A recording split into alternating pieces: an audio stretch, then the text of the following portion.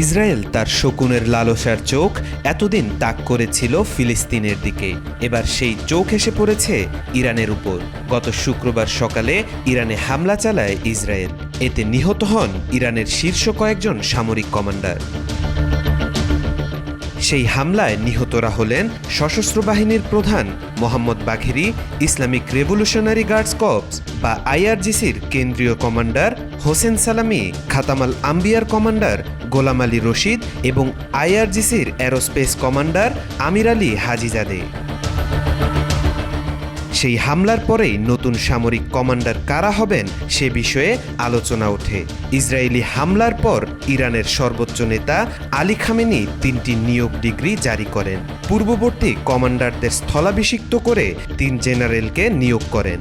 সশস্ত্র বাহিনীর সর্বাধিনায়ক আব্দুর রহিম মোসাভিকে সশস্ত্র বাহিনীর প্রধান নিযুক্ত করেন।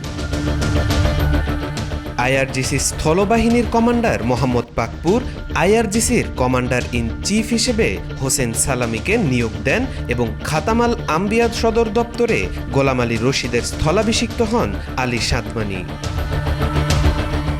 এরপর শুক্রবার গভীর রাতে আরেকটি ডিগ্রি জারি করা হয়, যেখানে ব্রিগেডিয়ার জেনারেল আমির হাতামিকে মেজর জেনারেল পদে উন্নীত করা হয় এবং আব্দুর রহিম মুসাভিকে স্থলাভিষিক্ত করে ইসলামিক রিপাবলিক আর্মির কমান্ডার ইন চিফ হিসেবে নিযুক্ত করা হয়।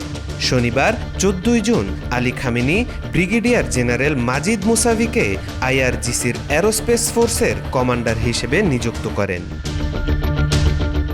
ইরানের এই কঠিন সময়ে এসব দায়িত্বশীলরা কতটুকু কার্যকর হবে তা দেখা এখন সময়ের দাবি। তাওফিকুল ইসলাম, আজকাল।